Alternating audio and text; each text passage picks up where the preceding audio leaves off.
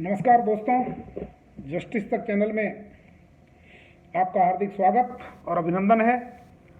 आज हम बहुत ही महत्वपूर्ण एनालिसिस करने जा रहे हैं जो हमारे साथी लोगों के लिए बहुत ही काम का होगा। देखिए मित्रों, ये हमारे पास में 2018 की सीक्रेट लिस्ट है। ये हमारे पास में 2019 की सीक्रेट लिस्ट है, रेलवे बोर्ड के द्वारा जारी की हुई है। ये हमारे पास 2018 की एग्रीड लिस्ट है, देख लीजिएगा आप। और ये हमारे पास में 2019 की एग्रीड लिस्ट है, पढ़ लीजिए। और अंत में ये हमारे पास में 2020 की एग्रीड लिस्ट है, रेलवे बोर्ड के द्वारा जारी की हुई। और 2020 की भी सीक्रेट लिस्ट हमने निकाल रखी है, ये निकाल रखी है 2020 की सीक्रेट लिस्ट। अब मित्रों, महत्वपूर्ण बात यहाँ पर यह है कि 2019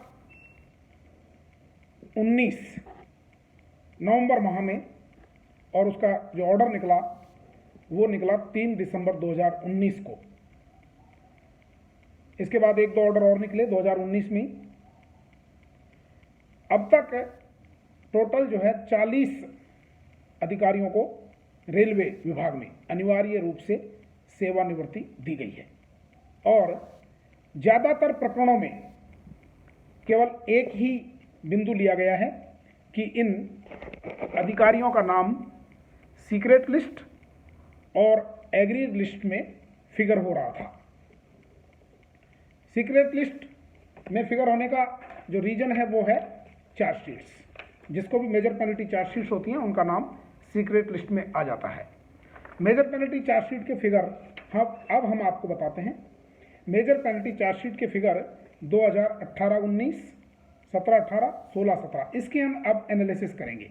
उससे पहले महत्वपूर्ण बिंदु ये लेना चाहेंगे कि अधिकांश अधिकारियों को जो अनिवार्य सेवानिवृत्ति दी गई है उसमें इंटीग्रिटी को एक महत्वपूर्ण बिंदु बताया गया है। और यहाँ तक कि कई जजमेंट्स हैं सुप्रीम कोर्ट के, उनमें भी ये कहा गया कि सब कुछ अच्छा है मगर यदि किसी अधिकारी की इंटीग्रिटी डाउटफुल है तो उसको अनिवार्य सेवानिवृत्ति दी जा सकती है किसी भी विभाग में। ये सुप्रीम कोर्ट का भी आदेश है। रेलवे विभाग ने क्या किया है, जो इंटीग्रिटी है उसको इन एग्रीड लिस्ट और सीक्रेट लिस्ट से जोड़ा। यानी जिनका भी नाम एग्रीड लिस्ट या फिर सीक्रेट लिस्ट में है,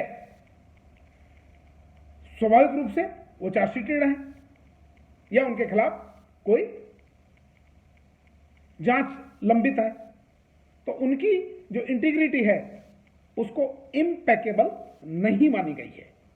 और जो ऑर्डर्स हैं, मेरे पास ऑर्डर्स भी हैं, ऑर्डर्स में साफ साफ लिख दिया गया है कि because their names were figuring in the secret list and agreed list of the respective years, therefore he was not of impeccable integrity।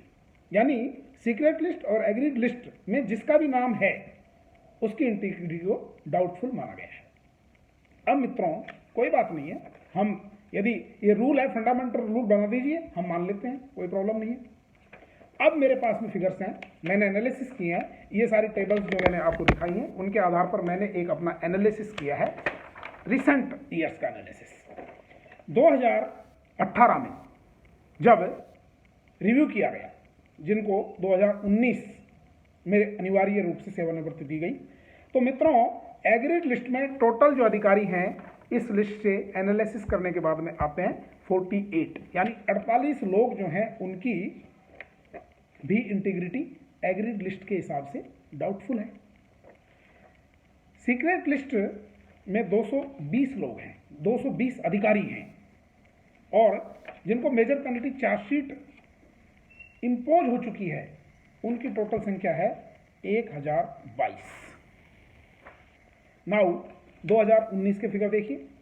2019 में एग्रीड लिस्ट में टोटल अधिकारी थे 59, यानी यहाँ पर मैं ये बताना भूल गया कि ये वो अधिकारी हैं जो 50 ईयर्स की एज को अटेन कर चुके हैं, उसको पार कर चुके हैं।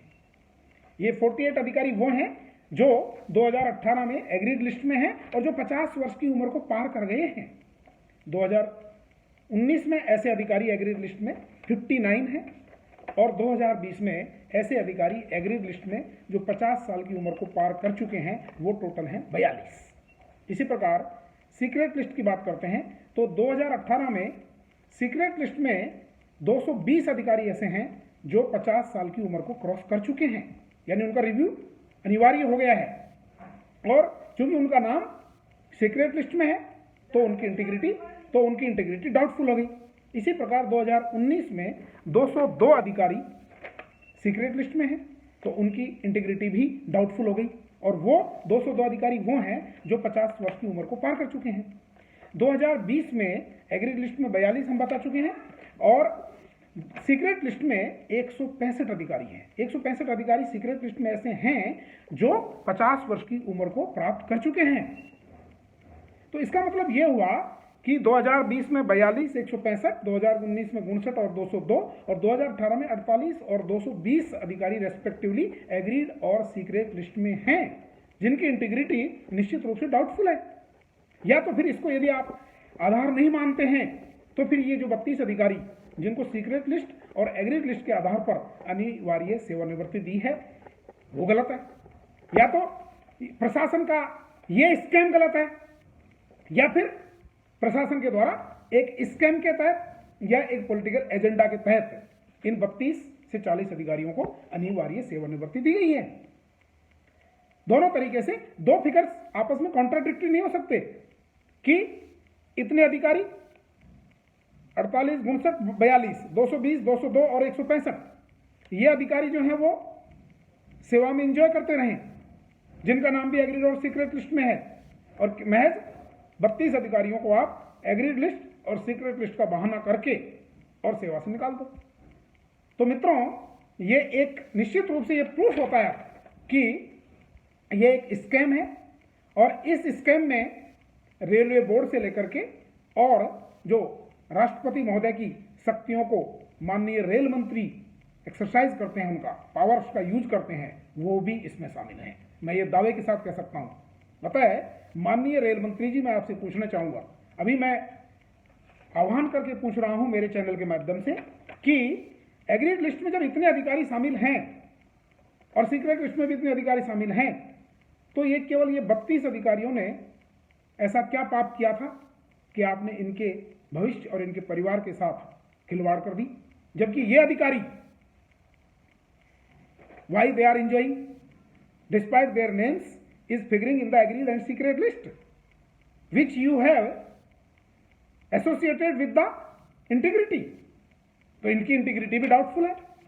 तो या तो 32 अधिकारियों को वापस बैक करिए, रीइंस्टेट करिए, या फिर इनको भी निकालिए और इसी प्रकार का रिव्यू करते जाइए, तब तो एट पार जस्टिस है।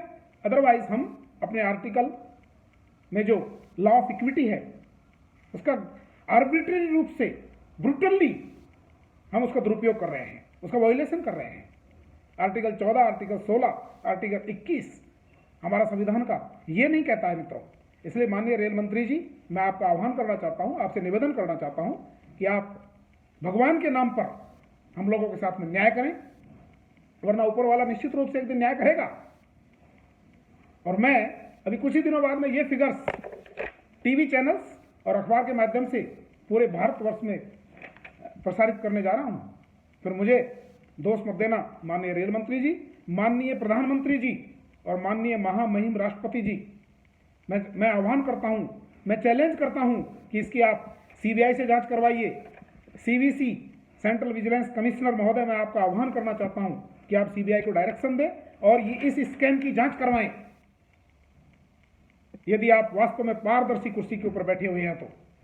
वरना बाध्य होकर के हमें तो लोकतंत्र में अपने अधिकारों की रक्षा करने के लिए संघर्ष करना ही है, और हम संघर्ष कर रहे हैं और संघर्ष करते रहेंगे। मित्रों, यदि मेरा ये वीडियो आपको पसंद आया हो तो इसको लाइक करें, इसको शेयर करें, रेलवे के समस्त जोन्स और समस्त मंडलों में इसका प्रचार और प्रसार करें, ताकि ये माननीय रेल मंत्री जी, हमारे चेयरमैन श्रीमान VK Yadav ji, member traffic, member staff और अन्य जितने भी सदस्य हैं रेलवे बोर्ड के, जो इस स्कैम में शामिल थे हर विभाग में, और माननीय रेल मंत्री जी के कानों में ये बात जाए और हम लोगों के साथ में न्याय हो, यही मेरी आपसे गुजारिश है, यही मेरा आह्वान है और यही मेरी चुनौती है इस सिस्टम को।